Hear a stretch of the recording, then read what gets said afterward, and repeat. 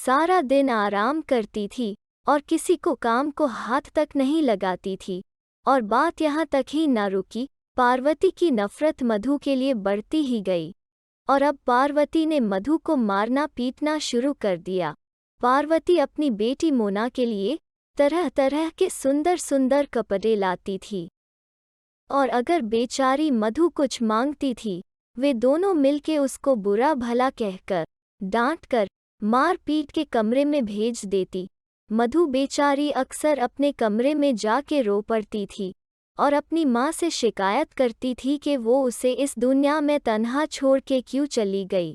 तभी एकदम से मधु की माँ की आत्मा मधु के सामने आ जाती है और कहती है, मेरी बेटी तू रोती क्यों है? मैं जानती हूँ ये पार्वती तेरे साथ कैसा सलूक करती है, और तू परेशान न हो। और ऐसा कहकर मधु की माँ मधु को एक जादुई रिंग देती है और कहती है, बेटी इस रिंग को हमेशा पहनी रखना। ये रिंग जादुई है और एक तो ये तुम्हारी हिफाजत करेगी। अगर वो दुष्ट पार्वती अब तुम्हें नुकसान पहुंचने भी ए तो वो चाह कर भी कुछ नहीं कर पाएगी। और दूसरा, अब तुम्हें जो भी चाहिए हो तुम इस रिंग से कहना, ये रिंग तुम्हें वो चीज़ ला देगी। मधु बहुत खुश होती है और अपनी माँ का शुक्रिया करती है, और अब से मधु की जिंदगी ही बदल जाती है।